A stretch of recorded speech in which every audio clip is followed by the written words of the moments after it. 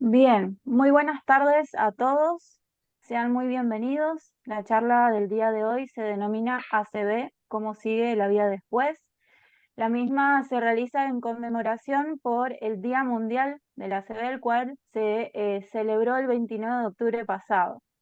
Esta charla se realiza en el marco del ciclo de charlas abiertas a la comunidad que viene desarrollando el Centro de Extensión de la Facultad de Ciencias de la Salud de la UCAMI. En esta tarde nos acompañan para disertar el médico especialista Emanuel Jacopuzzi y el doctor o médico especialista Carlos Barros Martínez, a quienes primero que nada les agradecemos de parte de toda la universidad por participar en este ciclo y a quien les cedo la palabra. Bueno, muy buenas tardes a todos. Muchas gracias a los organizadores, a la universidad, a la facultad, a, a los participantes que vamos a compartir una siesta con este tema tan importante que tiene tanto auge y es de relevable importancia en los días que están corriendo. Saben ustedes que las enfermedades cerebrovasculares se están convirtiendo, o hace ya un tiempo, en una real pandemia a nivel mundial. Eh, Tengo un eco atrás, no sé si se está escuchando. Les decía que se está transformando en una pandemia a nivel mundial y de ahí la importancia de realizar estas charlas y sobre todo teniendo en cuenta que con el doctor Barros no es la idea dar una charla de medicina, ¿sí?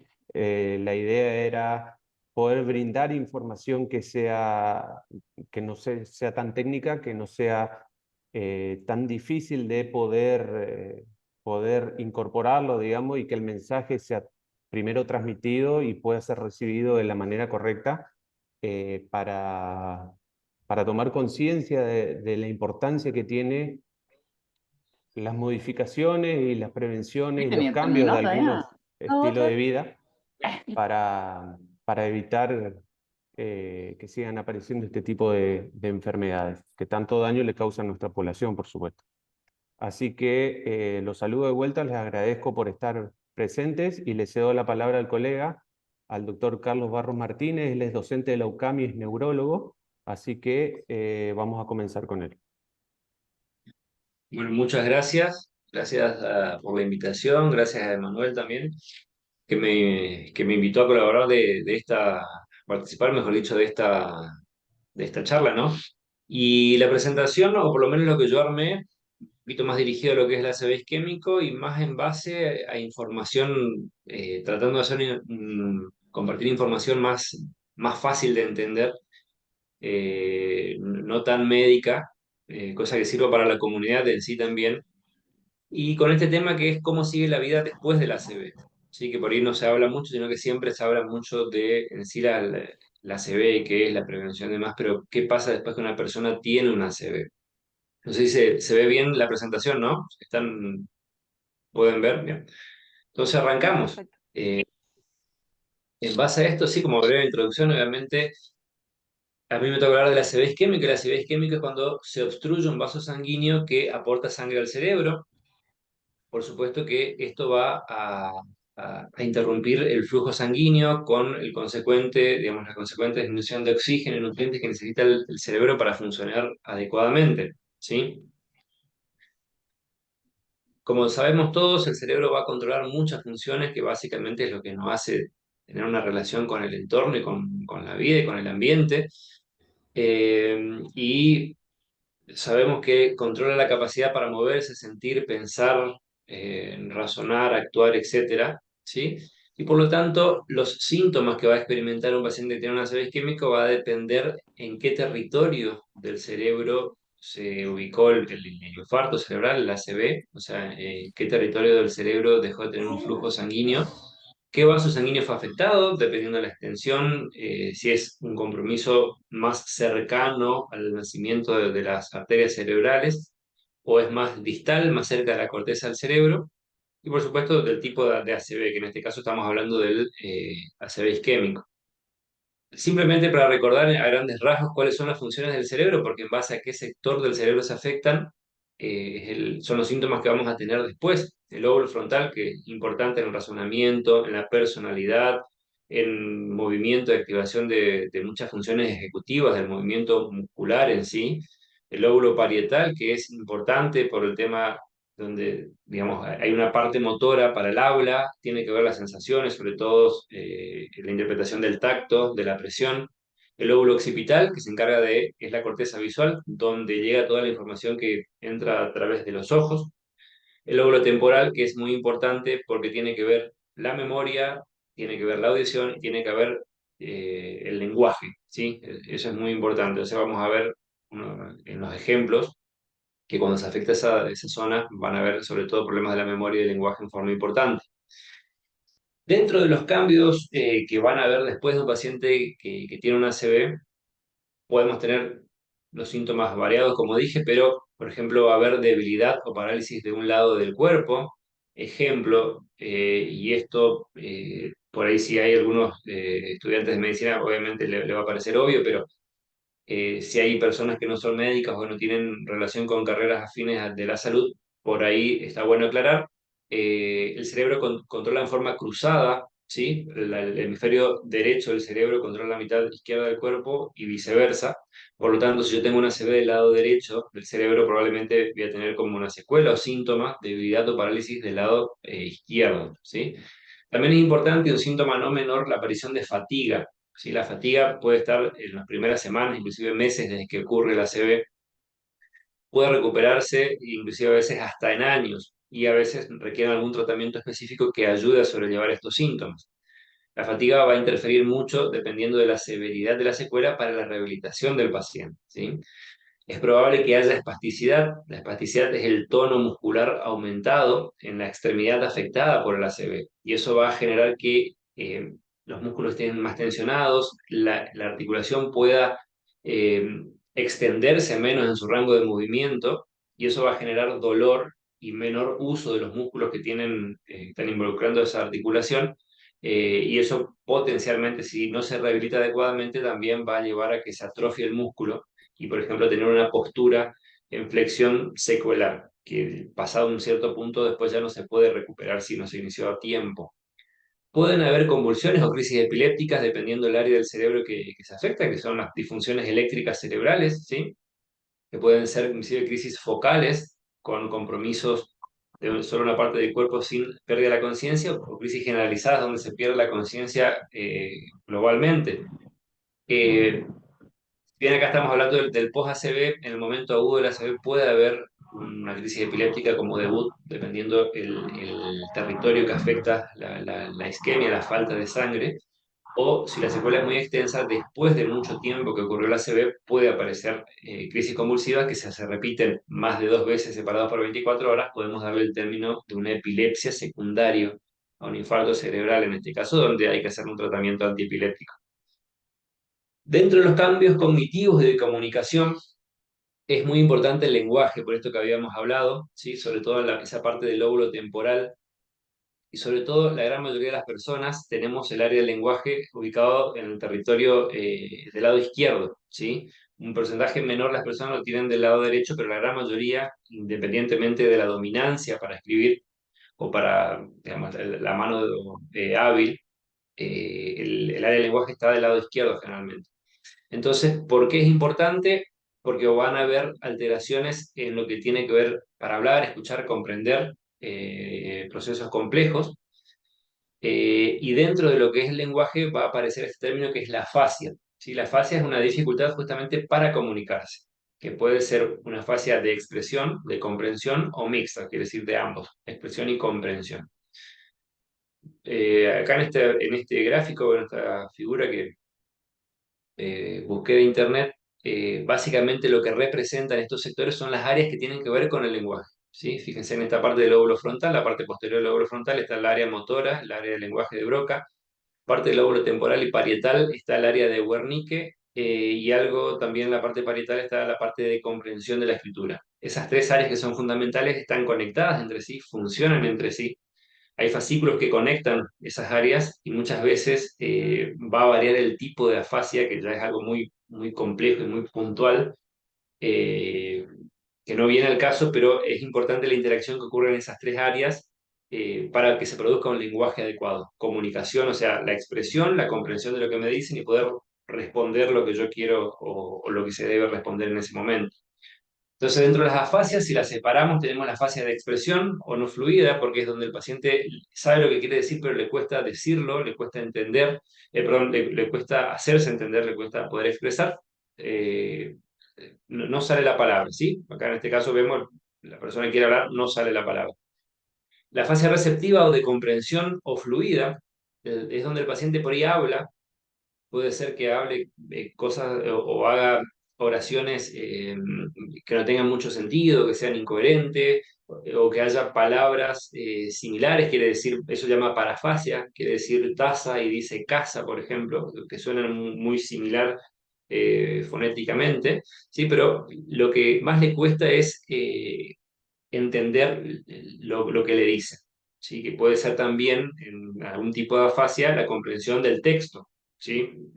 Lee, ve las letras, inclusive puede identificar las letras en forma separada, pero no puede unir todas las palabras y comprender la oración. Y tenemos la fascia global, ¿sí? Que tenemos el compromiso de los dos, la expresión y la comprensión.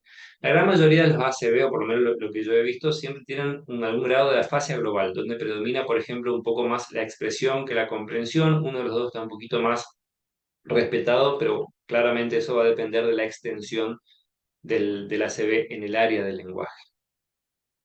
La disartria, ¿qué es la disartria? Básicamente es la dificultad para poder articular la palabra, ¿sí? Están afectados los músculos de la cara, sobre todo de la parte inferior de la cara, la lengua, de los labios.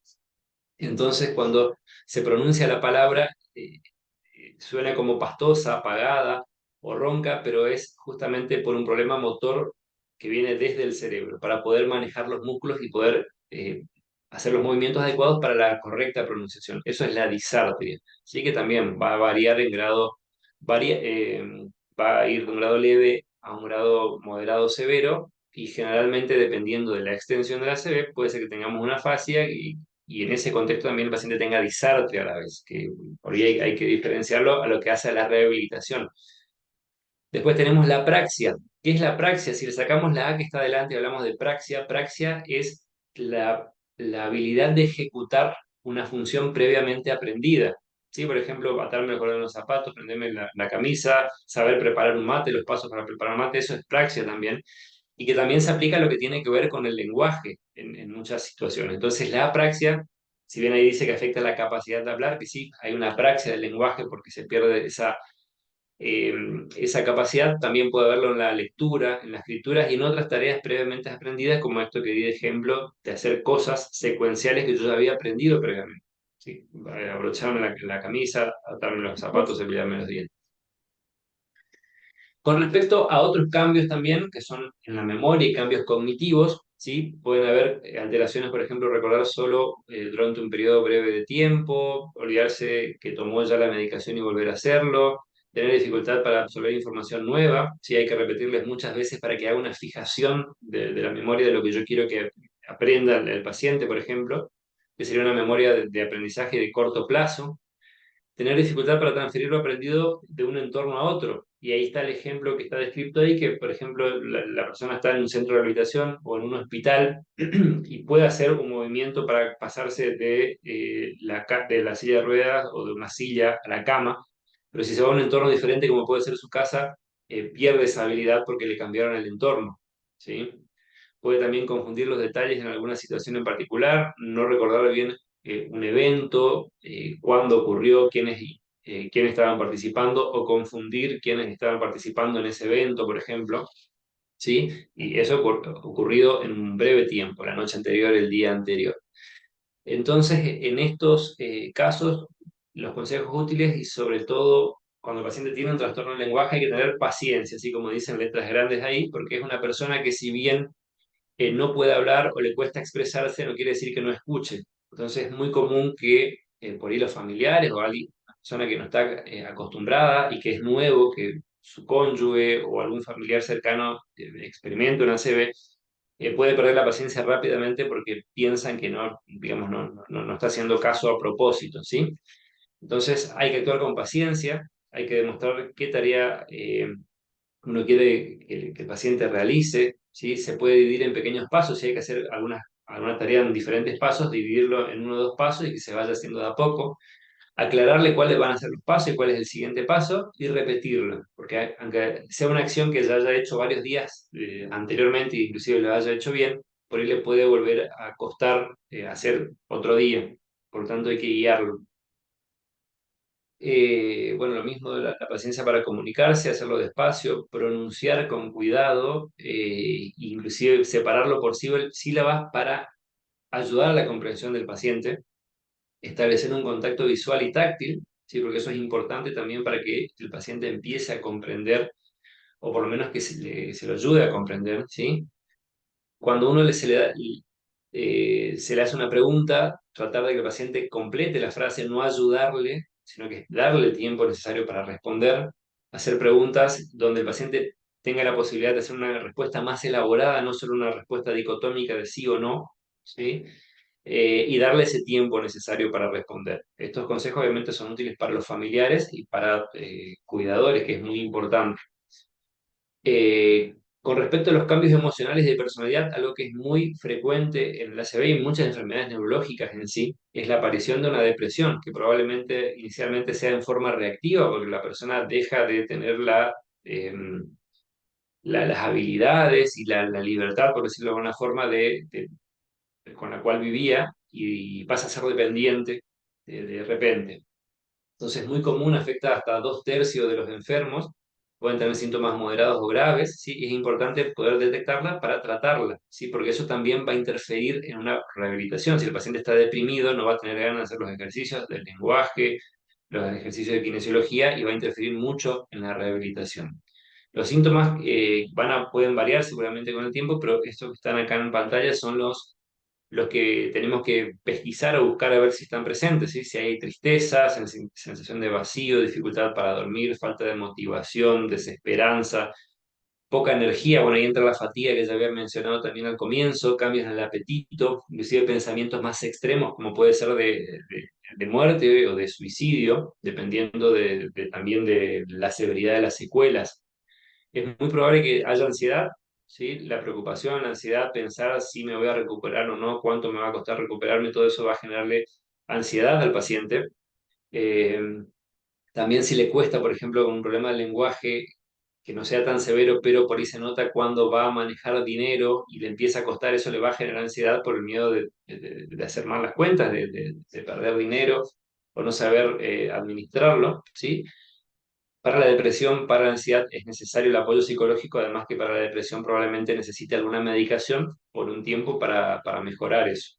Y algo también importante es la inestabilidad afectiva o la habilidad emocional, ¿sí? Muchas zonas del cerebro cuando se lesionan, el área que controla las emociones, es muy probable que haya la habilidad emocional con facilidad para llorar, inclusive ataques repentinos de risa o cambios en el humor. Hay algo que se llama afecto pseudovulvar, que dependiendo de la extensión tiene que afectar en forma bilateral el cerebro, pero hay risa y llanto en forma alternante y sin un motivo, ¿sí? Eh, como dice ahí, no es útil decirle a la persona que no llore, sino que saber acompañarlo en esa situación. Muchas personas prefieren que no se le preste atención a ese llanto inesperado y que se continúe con las actividades normalmente, porque eso es un ratito y pasa, porque si no se preocupa el entorno también y se genera como un círculo ahí vicioso sobre esa emoción que no es por algo, una causa externa, sino que es por ese problema que tiene el área del cerebro que tiene que controlarla, ¿sí? También, dependiendo de la situación y si hay algún otro síntoma de depresión o ansiedad asociado, probablemente requiera alguna medicación algún tiempo, pero si se va rehabilitando, probablemente vaya a mejorar. Con respecto a la rehabilitación, es importante este término que yo pongo acá, se llama neuroplasticidad. La neuroplasticidad es la capacidad de adaptarse del cerebro y de recuperar los procesos funcionales, sobre todo con las áreas que están respetadas del cerebro, ¿sí? Y esto es importante en la ACV isquémico, sobre todo en los primeros 3 meses, donde el cerebro empieza a establecer nuevas conexiones y a aprender, porque es donde más hincapié hay que hacer a la rehabilitación. Luego de esos 3 meses, por ahí la neuroplasticidad como que vuelve a un normal, a, un, a una función normal de neuroplasticidad, o sea, no está tan potenciada, pero en los primeros 3 meses sí hay que darle mucha importancia. La rehabilitación, como en todos los casos, es fundamental.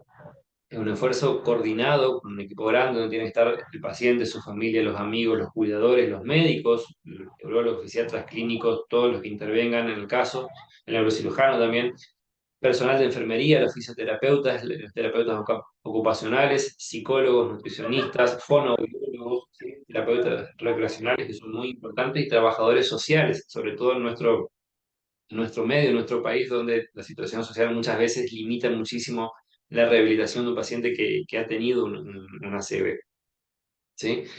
Después de rehabilitaciones, si bien yo me basé en la charla en unas guías de la Sociedad Americana de Neurología y de Stroke, por supuesto que van a recomendar que el paciente pueda estar en un centro con internación si es que lo amerita, donde tiene que tener una terapia de 3 horas por día, 5 días a la semana, que por ahí eso es algo que no es tan factible en nuestro medio, pero es lo que recomiendan como un tratamiento ideal. Rehabilitar todo globalmente, a veces puede tener algún síntoma mínimo como puede ser la pérdida del equilibrio, es importante rehabilitarlo porque va a ser un síntoma que va a generar una limitación funcional a la persona, ¿sí? Y también si tiene un problema del equilibrio, poder tener una caída y una consecuencia peor en ese contexto, ¿sí? La rehabilitación siempre se hace un plan de rehabilitación donde se va a determinar, por ejemplo, para tal fecha necesitamos conseguir estos objetivos, se va evaluando el progreso y si vemos que el paciente no llega o hay alguna dificultad, se puede replanificar la rehabilitación con nuevos límites y nuevas fechas límites, perdón, y nuevos objetivos. Con respecto a, creo que me pasé, bien, no, iba bien. Prevención de la ACV, para nombrar más que nada, ¿sí? Si bien esto está dirigido a hablar cómo es después de la ACV, siempre es importante mencionarlo. Tenemos factores de riesgo que no se pueden controlar, como la edad avanzada, el género, o sea, los hombres tenemos más riesgo de tener una ACV, la raza afroamericana tiene más riesgos también, historia clínica personal y familiar de carga previa de ACV o que la persona haya tenido una ACV, una IT o una enfermedad coronaria previa. Eso también aumenta las chances. Factores de riesgo que sí puedo controlar: la hipertensión, el tabaquismo, la diabetes, el colesterol, la obesidad, el sobrepeso. Si hay enfermedad de las arterias carótidas, si hay una obstrucción, una estenosis carótida por aterosclerosis, que sea pasible de tratamiento también, eso puede ayudar a ser un factor de riesgo que vaya a prevenir. Si hay alguna arritmia cardíaca que pueda ser tratable o el uso de anticoagulantes para disminuir las chances de que haya una cardioembolia, ¿sí? El consumo excesivo de alcohol, el uso de drogas, la apnea del sueño. La apnea o el síndrome de apnea, apnea-hipopnea del sueño, lo que ocurre es que cuando la persona duerme en la noche, por ejemplo, por secundaria obesidad o por una mala contextura de la parte respiratoria superior, hace que la persona respire pocas veces y hasta que haya un periodo en el cual no respira. Entonces después, en forma refleja, los músculos de la respiración van a empezar a hacer un esfuerzo hasta que la persona se despierta transitoriamente, respira hondo y vuelve a respirar normalmente. Eso demostró que tenerlo en forma repetida genera hipertensión, ¿sí? Es ahí donde está relacionado hipertensión y con un riesgo inclusive de tener alguna muerte súbita si eso es muy prolongado. Prevención, cambios en estilo de vida. Hay muchas recomendaciones que puse acá. Es importante, obviamente, tratar de no fumar. Y lo que dicen las guías de hace mucho tiempo es que la persona sana es la que han tenido la ACV si está en condiciones cardiovasculares. Debería hacer de un mínimo de 150 minutos de ejercicio de moderado a intenso, aeróbico, por semana. Eso son 5 días a la semana, 30 minutos más o menos, que es donde recién se demostró que la actividad física genera un cambio sobre la presión arterial y disminuye el riesgo de una ACV. Si yo hago menos tiempo, por lo que dicen los estudios, no sería beneficioso para esto.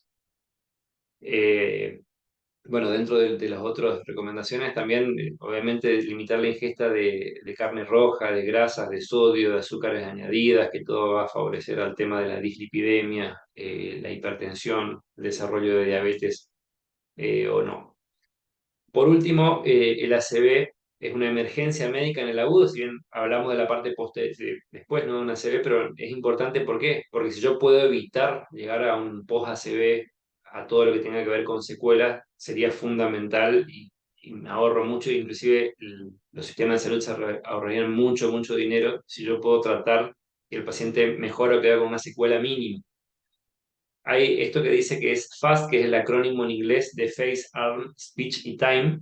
Hace mención a que las personas deberían, si sospechan que tienen una ACV, se miran al espejo, que eso representa la F, y ven si el rostro está asimétrico. Esbozan una sonrisa y ven si el rostro está asimétrico. Elevan los dos brazos hacia el frente y ven si alguno tiene una debilidad o cae. Y pronuncia una frase, una palabra en voz alta y ver si le cuesta hablar, le cuesta que salga lo que quiere decir. Esos son los síntomas de alarma que si el paciente lo detecta, pasa la T del tiempo, de time, y llama al sistema de emergencias. ¿Por qué? Porque eventualmente las personas que tienen una CB y que reúnen ciertos criterios, estando dentro de una ventana desde que comienzan los síntomas de 4 horas y media, pueden recibir un tratamiento con un trombolítico, que es como un anticoagulante que va a buscar disolver el trombo que está causando la CB. Puede ser que cuando el paciente reciba esa medicación mejore los síntomas rápidamente o puede que no.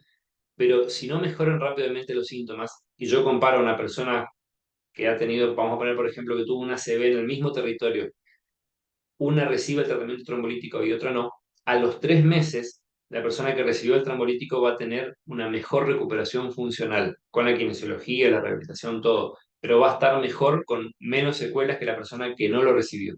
Y eso es lo que demostraron los estudios y por lo cual en el año 95 se empezó a hacer el trombolítico en el mundo, ¿sí? Por ahí si yo aplico trombolítico a un paciente en una ACV en ventana, un ACV agudo, y no mejora drásticamente, no quiere decir que haya sido un fracaso tratamiento, yo tengo que verlo a los 3 meses. Así que básicamente esa es la parte que yo quería hablar. Ahí puse la guía de donde me basé para hablar un poco de esto, que es importante. Dejo mi correo electrónico si le es de utilidad, me pueden hacer preguntas o lo que, digamos, en base al tema, o vamos a estar seguramente respondiendo algunas preguntas cuando finalicemos con la charla también del doctor Emanuel. Así que muchas gracias. A Bueno, ver, déjame compartir. Ahí continuamos está. entonces. Muchas gracias, doctor Barros. Entonces continuamos con el cronograma planteado. Saben ustedes que, voy a compartir pantalla, ¿sí? El ACV, como bien mencionaba el doctor Barros, se produce cuando hay sobre todo el tipo de ACV que describió el doctor, que se llama ACV isquémico, es cuando las células del cerebro, en este caso las neuronas, no llegan a recibir la correcta cantidad de sangre, digamos, que está trayendo el oxígeno y el combustible, el azúcar, a las células para su funcionamiento, que por otro lado es el tipo de ACV más frecuente que nosotros los médicos, tanto neurólogos como neurocirujanos, vemos en nuestra práctica médica diaria y lo que presentan mayormente los pacientes. Pero hay otro tipo de ACV que se llama ACV hemorrágico, que a diferencia del anterior se produce cuando se produce una ruptura de los vasos sanguíneos, ya sean venas, ya sean arterias, dentro del cerebro, y esa sangre que está dentro de las arterias o dentro de las venas se mete, por ponerle una palabra, dentro del cerebro, dentro de lo que nosotros llamamos parénquima, de lo que es el tejido cerebral se llama.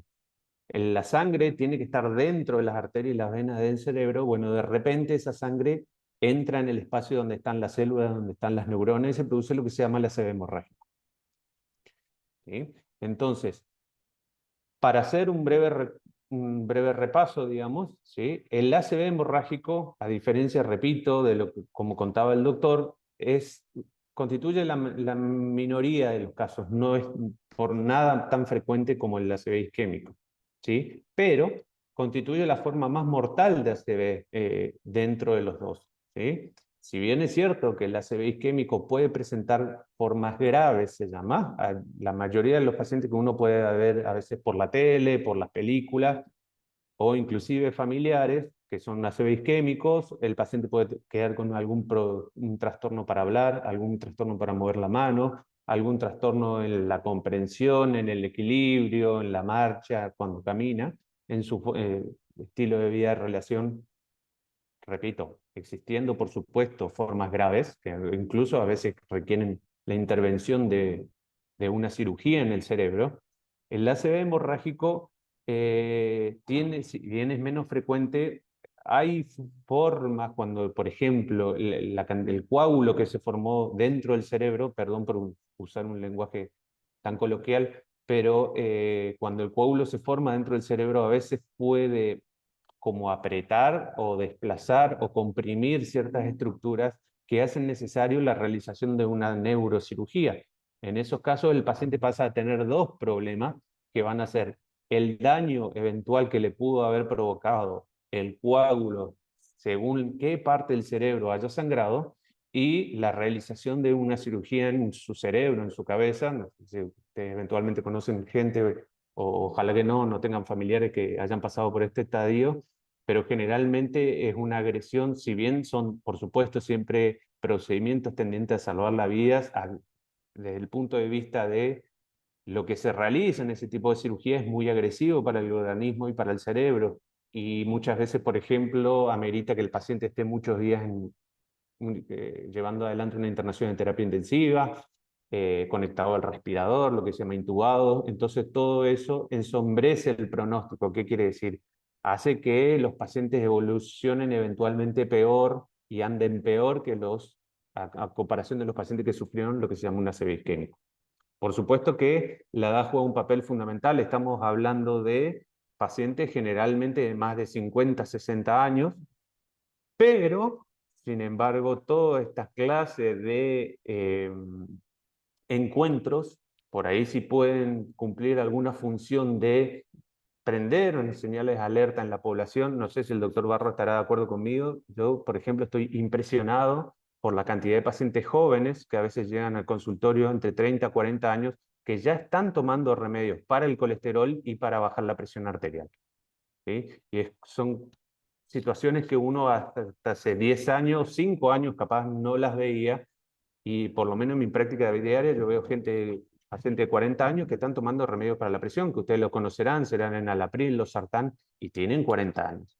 ¿Sí? Entonces estamos hablando de personas que tal vez por alguna predisposición genética, pero muchas veces haciendo mención a lo que comentó el doctor de Hacienda, lo que son los factores modificables, esos cambios en los estilos de vida que pueden modificar, si podemos poner una palabra, realmente el avance de esa enfermedad. ¿Sí? Generalmente esto hace tal vez 20 años, era enfermedad que se veía en pacientes de 65, 70 años, ahora se ve cada vez en pacientes más jóvenes.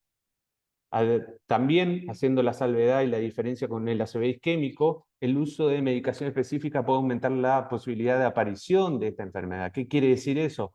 Hay algunos remedios que toman los pacientes, como por ejemplo los anticoagulantes, ¿sí? que muchos pacientes lo tienen que tomar, por ejemplo, cuando tienen arritmias del corazón, cuando el corazón late desparejo, digamos.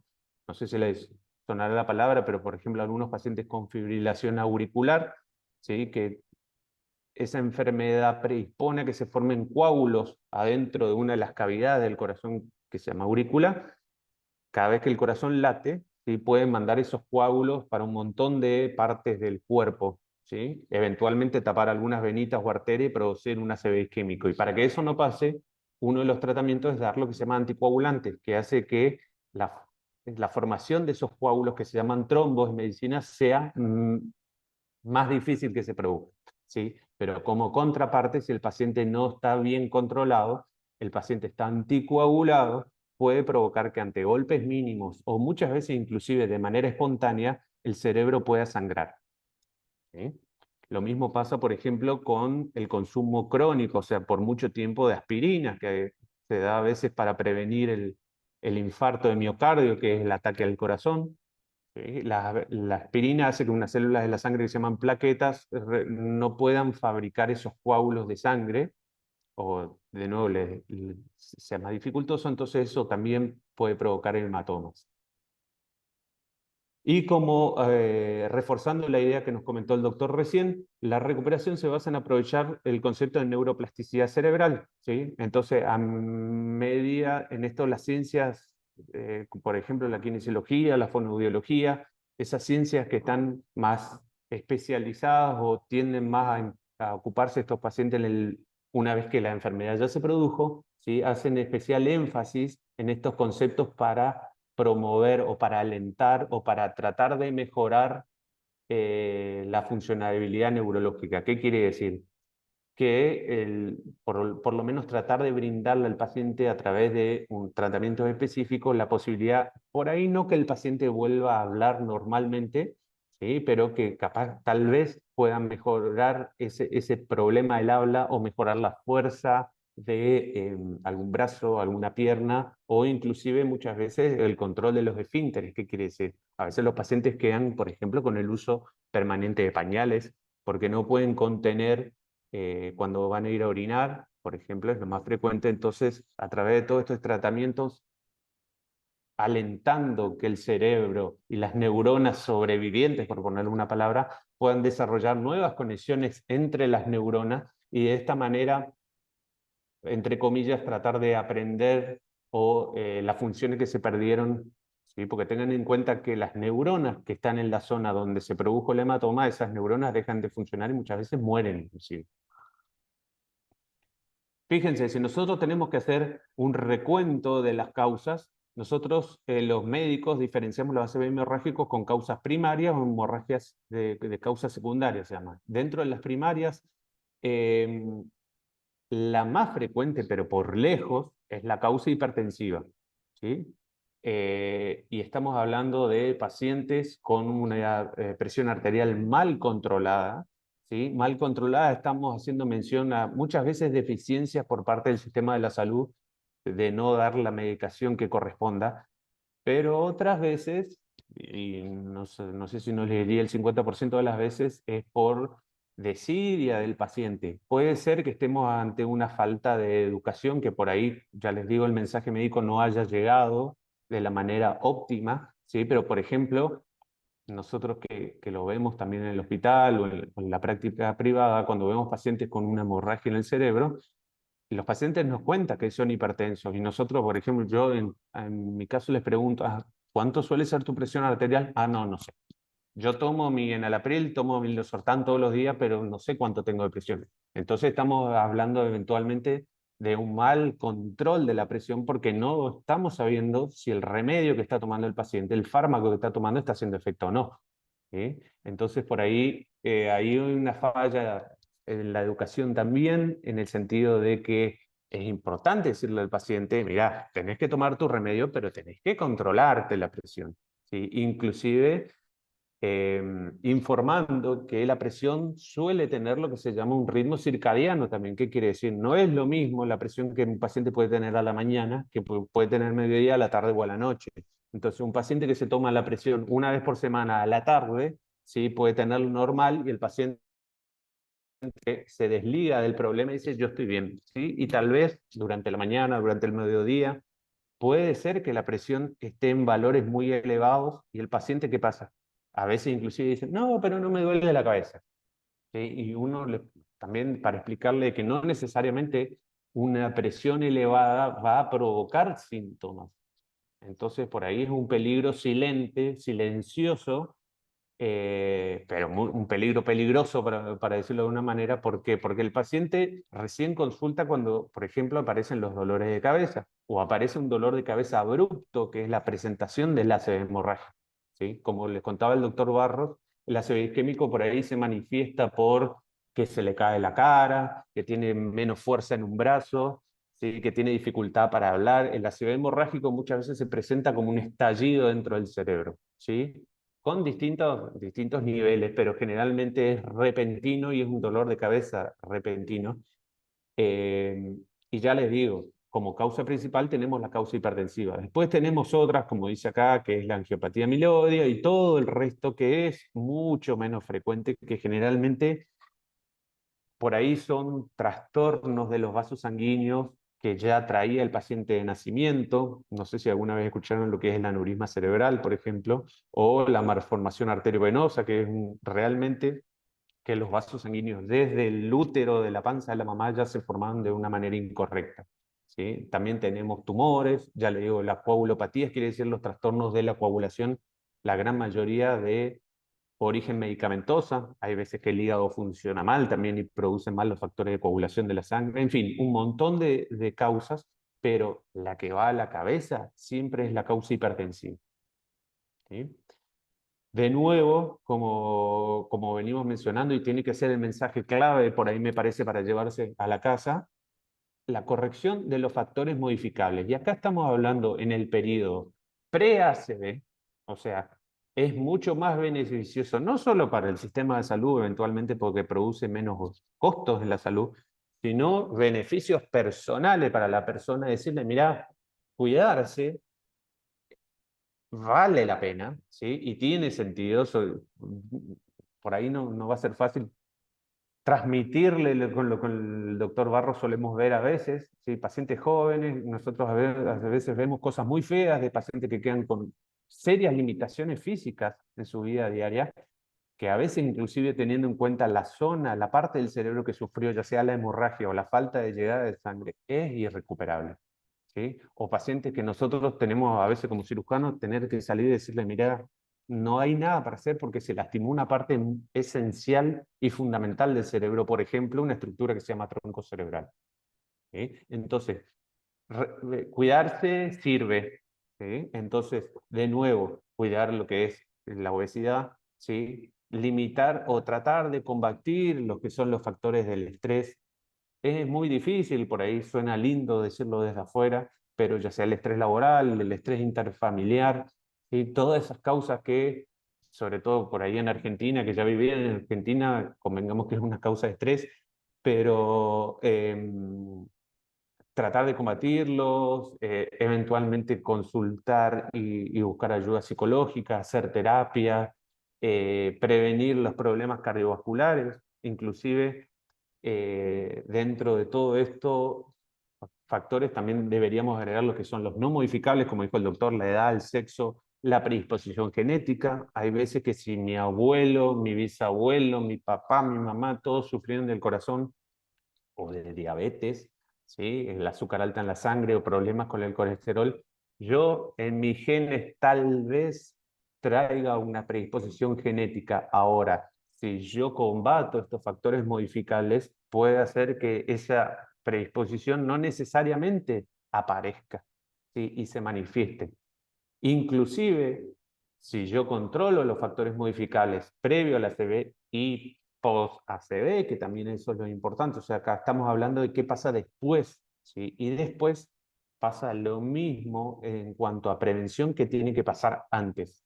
Y más, ¿sí? A veces es cierto que para los pacientes es más difícil, ¿sí? Realizar estos bruscos cambios en el estilo de vida si no se asustaron lo suficiente. ¿Sí? Y eso es una triste realidad, tal vez de nuestra idiosincrasia, de nuestra cultura.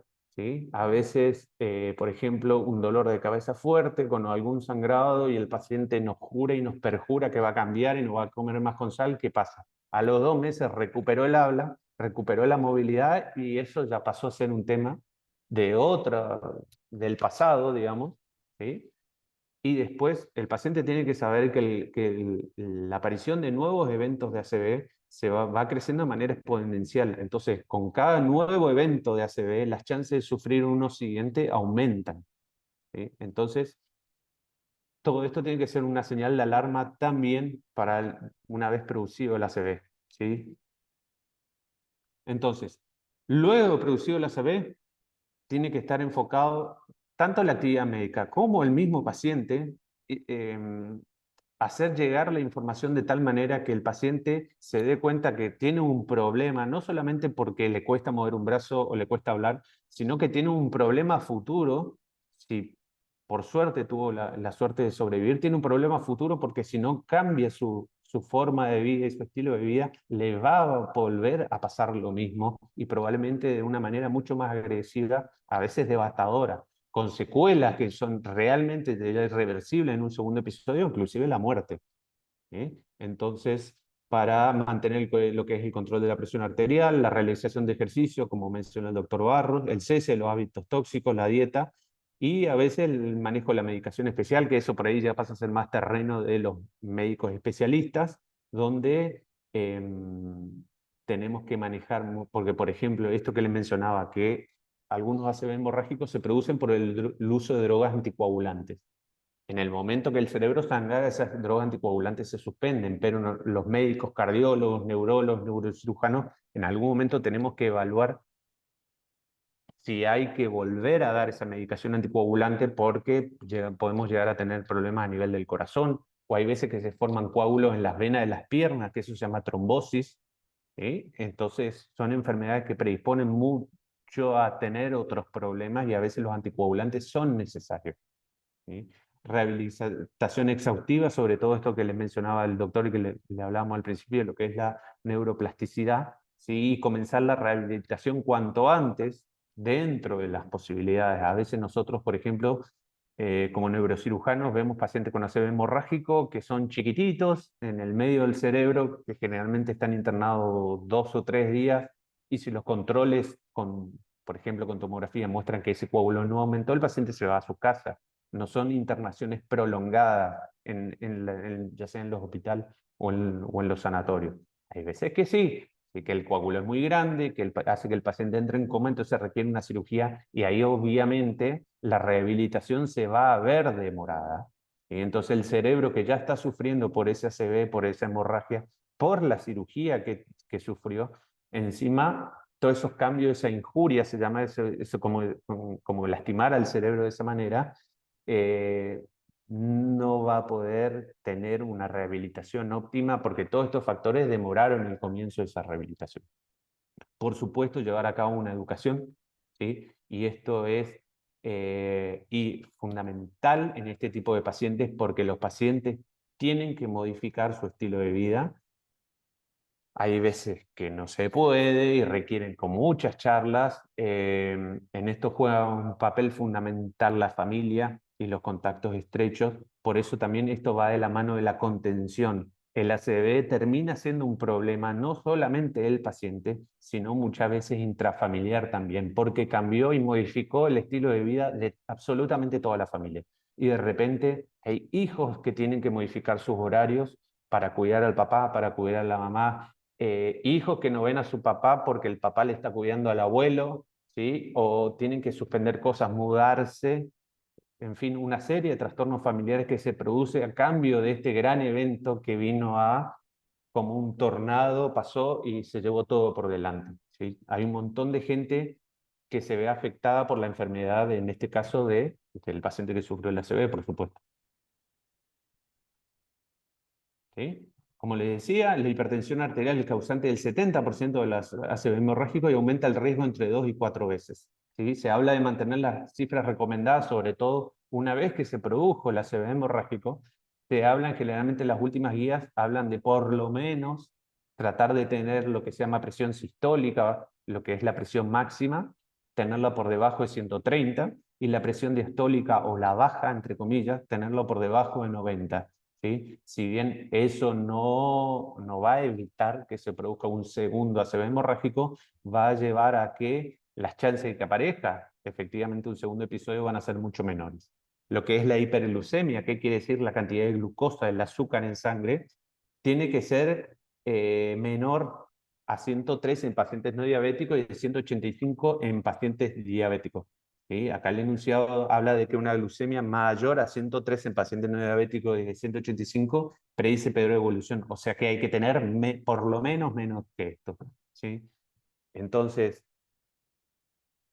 una vez que se produjo la ACV, de nuevo, ¿sí? El paciente tiene que hacerse su listita de las cosas que puede comer, las cosas que no puede comer, empezar con su rehabilitación, empezar con el ejercicio, pero sobre todo permanecer en contacto con un médico, con un neurólogo, con un neurocirujano, con un médico clínico, con un médico diabetólogo, con un cardiólogo. Lo ideal sería que trabajen de manera mancomunada y en conjunto para llevar adelante a este paciente, y cada partecita eventualmente que puede producir el desajuste de su enfermedad esté controlado. Fíjense, por ejemplo, con respecto al consumo de alcohol, ¿sí? Generalmente, miren, un paciente, a ver si puedo poner el puntero, a ver si se ve. Un consumo promedio, ¿sí? En 24 horas, o sea, por día, de 41 a 120 gramos de etanol, o sea, de alcohol, produce un riesgo relativo de 4,6. ¿Qué quiere decir esto que está medio escrito de manera difícil? Imagínense que un vaso de vino, por ejemplo, un vaso tiene 12 gramos de alcohol, ¿sí? Entonces estamos hablando de que un paciente que consuma de 4 a 10 vasos de alcohol por día tiene 4,6 más riesgo de sufrir un ácido hemorrágico que un paciente que no consuma esta cantidad de alcohol, ¿sí? O sea, un paciente que por ahí se toma 2 vasos de vino a la mañana, 2 vasos de vino a la noche, ya tiene 4 veces más riesgo de sufrir un ácido hemorrágico que un paciente que no realiza ese consumo de alcohol, ¿sí? Ni hablar a la semana, ¿sí? Fíjense, más o menos alrededor de 10 vasos de vino, por ejemplo, por semana, riesgo relativo de 2, o sea, tiene 2 veces más riesgo. Si toma más de 300 gramos de etanol, que serán 30 vasos de vino, calculo a la semana, 6 veces más riesgo de sufrir un ácido hemorrágico que un paciente que no lo hace. O sea, el consumo de alcohol también es importante, ¿sí? Estamos hablando esto hablamos en promedio, no tenemos en cuenta por ahí lo que es el bebedor social, pero el consumo crónico de alcohol, o sea, por mucho tiempo, de una manera sostenida, produce cambios y modificaciones en el interior de los vasos sanguíneos, ¿sí? Como que va lastimando el interior de los vasos sanguíneos, que hace que esto sea mucho más riesgoso y la probabilidad de sufrir un sangrado dentro del cerebro sea mucho mayor. A ver qué pasa, que no puedo, perdón, que no puedo avanzar. Ahí está. Ahí está. Entonces, la rehabilitación, como decía el doctor Barros, cuanto antes, ¿sí? Generalmente los mayores beneficios que se ven es entre los 2 a 6 meses, es cuando se empieza, alrededor de los 2, 3 meses se empiezan a ver los cambios. Y esto también es importante que el paciente lo sepa. Muchas veces nosotros los médicos no hacemos hincapié. Me pasa a veces en el consultorio que los pacientes vienen, no, mi papá tuvo una ACV el año pasado y bueno, y le cuesta mover el brazo, queríamos ver si había algo para hacer. Lamentablemente el paciente por ahí perdió todas las chances de rehabilitarse por un fallo, ya les digo, este fallo, y esto también es un mea culpa para los médicos, un fallo en la transmisión de la información, ¿sí? A diferencia del ácido isquémico, el ácido hemorrágico por ahí requiere mayor tiempo para evidenciar los cambios, más si eventualmente el paciente fue sometido a una cirugía, ¿sí? Imagínense, por ejemplo, para que ustedes sepan, los ACV hemorrágicos, la gran mayoría son la parte más de adentro del cerebro, lo que se llaman los núcleos de la base. Son partes del cerebro que no están en la corteza, no están en la parte de afuera del cerebro, que están bien adentro. Y si bien nosotros tenemos maneras de disminuir el daño al cerebro con una cirugía, nosotros tenemos que sacar ese coágulo, tenemos que atravesar parte del cerebro sano para llegar a la profundidad del cerebro, y eso indefectiblemente va a provocar un daño, ¿sí? Entonces, ya les digo, estos sangrados profundos por ahí son los que más tiempo va a llevar al cerebro. Esas partes son como centros de relevo, se llama, donde todas las neuronas confluyen y se juntan en ese lugar para ir y desparramarse por el resto del organismo. Y sobre todo es importante la constancia. Por eso va también muy de la mano de cuidar, y esto va de la mano con lo que decía el doctor recién, lo que es el aspecto emocional del paciente, y eventualmente trabajar mucho lo que es la parte de un eventual cuadro de depresión, ¿sí? Que a veces pasa, ¿sí? Los pacientes a veces con ACV se transforman, salvando las distancias, muy similar a pacientes oncológicos, por ejemplo, en pacientes con tumores, donde pierden la perspectiva, pierden la esperanza, de repente son cambios muy abruptos que se dan, el paciente estaba hablando y con su familia en una reunión social y el otro día de repente no puede mover la mitad del cuerpo, ¿sí? Entonces eso hace que la integridad emocional a veces se vea muy afectada y no es fácil llevar adelante estos tratamientos y que sobre todo, como decía más adelante, los cambios no necesariamente se van a ver a los 7 días y puede pasar un mes y medio, 2 meses sin evidenciar cambios y no es fácil muchas veces seguir llevando adelante esa rehabilitación y decir, mira, yo estoy haciendo todo y mi brazo no se mueve. ¿Sí? Entonces hay que trabajarlo desde el punto de vista médico, con los profesionales de lo que es salud mental y sobre todo de la familia. Y para brindarle herramientas a la familia también para que hagan de contención a ese paciente. ¿Sí? Porque uno de repente se ve como psicólogo, se ve actuando de enfermero sin tener los conocimientos acabados para ayudarlo de la mejor manera.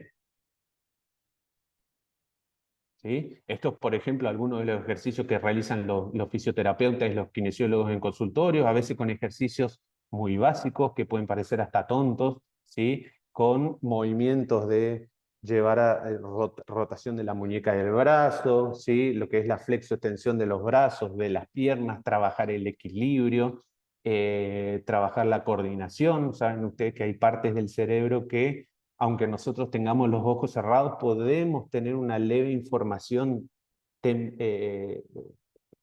temporoespacial y visoespacial, aunque nosotros cerremos los ojos, podemos saber más o menos la posición de nuestros brazos, de nuestras piernas, dónde estamos dentro de una habitación, todo eso muchas veces hay que volver a aprenderlo, ¿sí? Y es un proceso muy largo y muchos pacientes terminan como cediendo ante la tentación de bajar los brazos, ¿sí?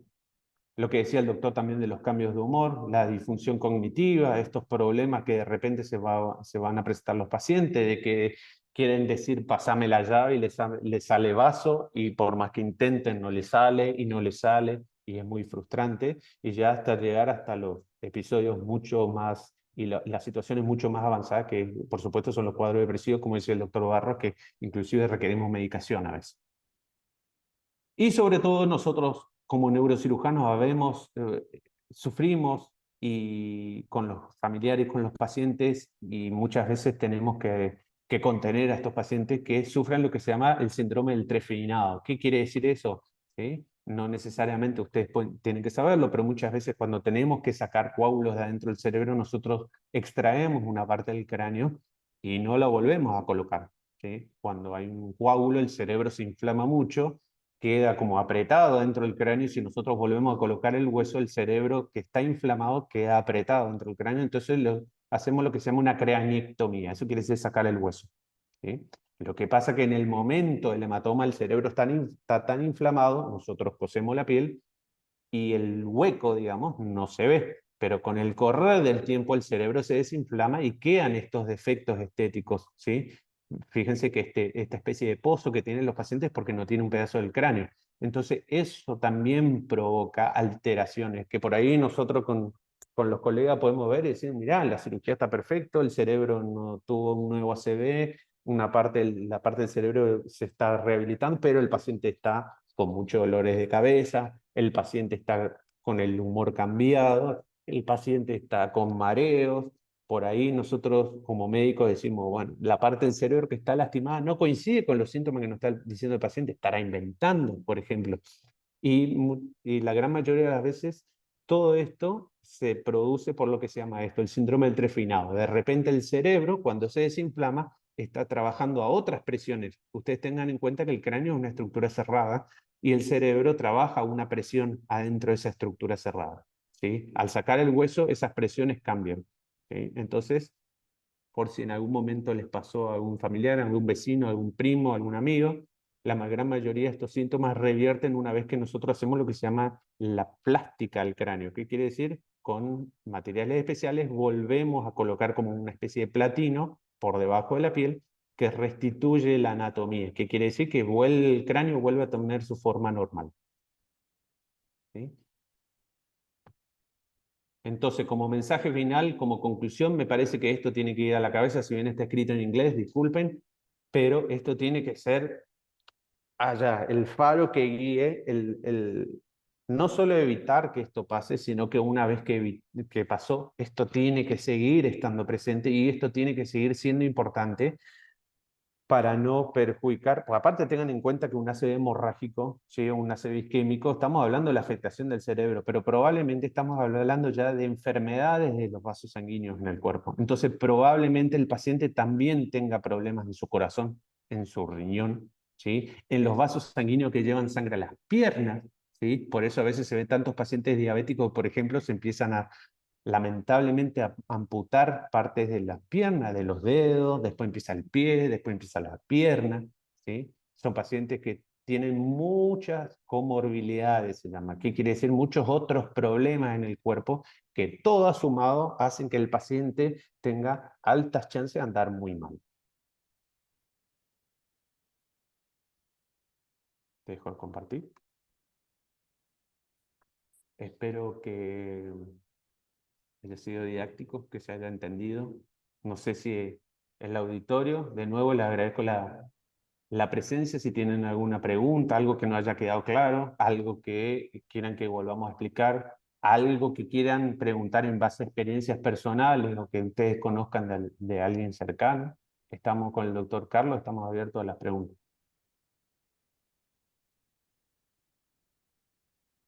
Bueno, acá Amalia Fau levantó la mano, así que si quiere habilitar el micrófono, la escuchamos. Hola, ¿qué tal? Buenas tardes. Yo tengo una pregunta. Cuando el doctor Barros, yo no soy médica, pero cuando el doctor Barros hoy estaba hablando del ACV isquémico, estaba hablando de cómo se podía notar, y me pienso, esperen que baje la mano, ¿uno puede haber tenido un ACV y no haberse enterado? ¿Y no tener ningún tipo de consecuencias con ese ACV? Sí, a ver, a lo que hace los términos está lo que se llama infartos silentes, que eso por ahí, supongamos que a alguna persona por un dolores de cabeza le pedimos una resonancia del cerebro y vemos que tienen cambios microcirculatorios o como infartos muy chiquititos que probablemente no hayan dado síntomas y en una persona que tiene factores de riesgo, colesterol alto, presión alta, diabetes, eh, sí puede ocurrir, ¿sí? Se lo denomina infartos silentes. Ahora, eh, eh, puede ser que también se haya experimentado, eso es materia todavía de discusión, puede ser que algún síntoma mínimo que haya pasado desapercibido con la persona haya sido la manifestación de esa ACV, pero hoy en día con el advenimiento de la resonancia magnética, por ahí se detectan muchos más ACVs que antes, cuando teníamos solo la tomografía, ¿sí? Pero sí, digamos, respondiendo a la pregunta, puede ser que la persona tenga estos infartos silentes. Ahora, si el infarto es más extenso, más grande, algún síntoma probablemente le va a dar a la persona, aunque sea por lo menos solo un trastorno del lenguaje o solo algo motor, como puede ser la disartria o debilidad.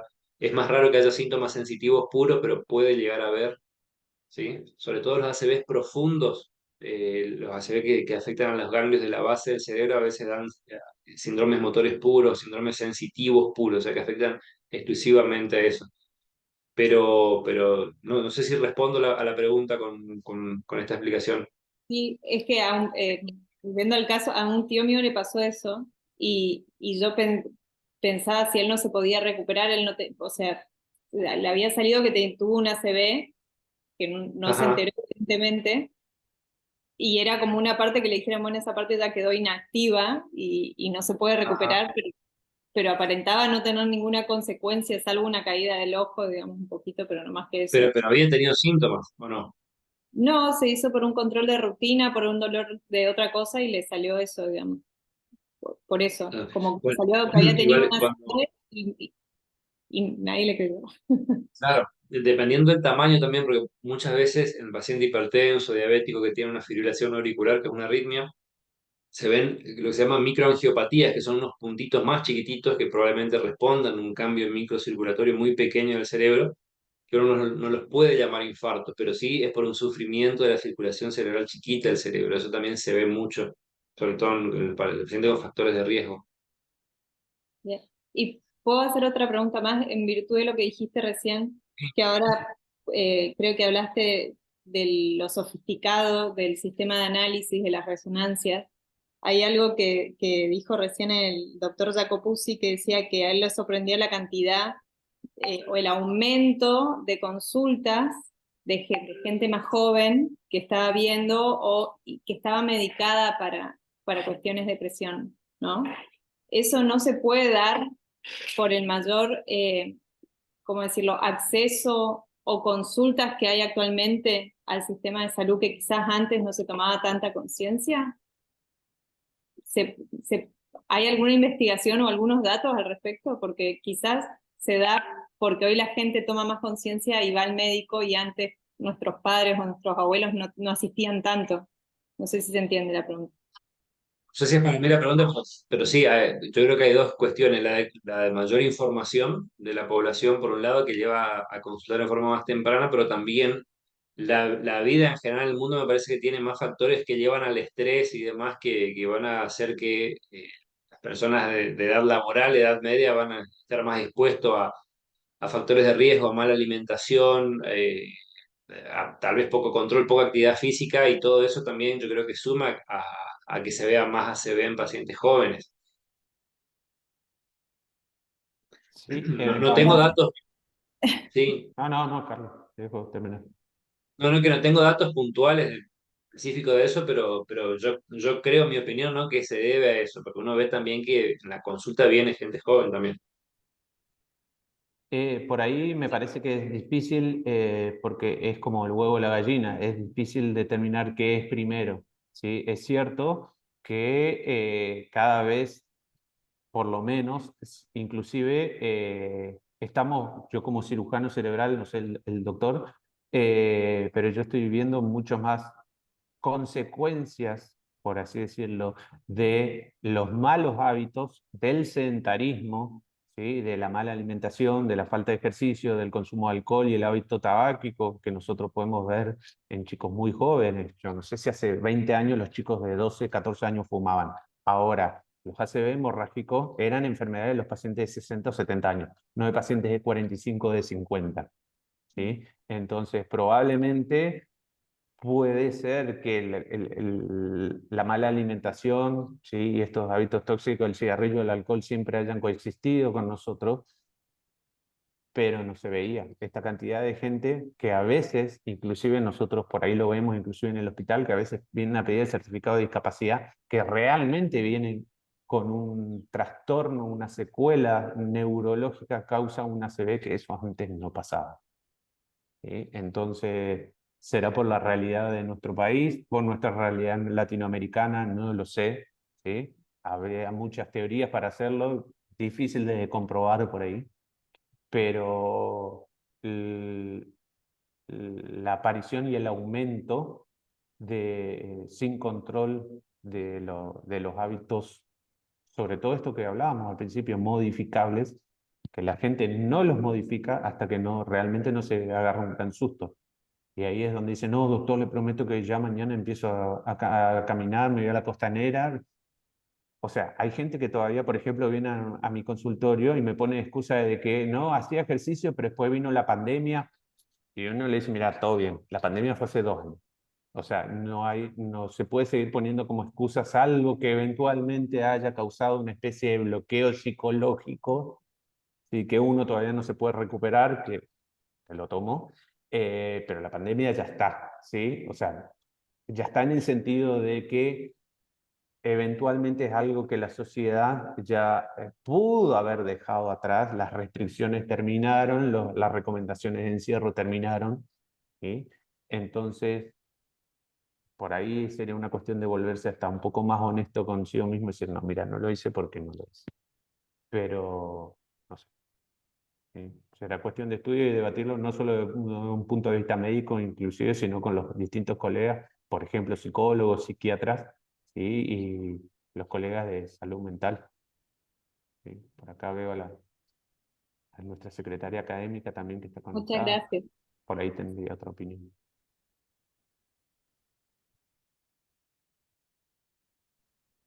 ¿Alguna otra opinión que quieran consultar?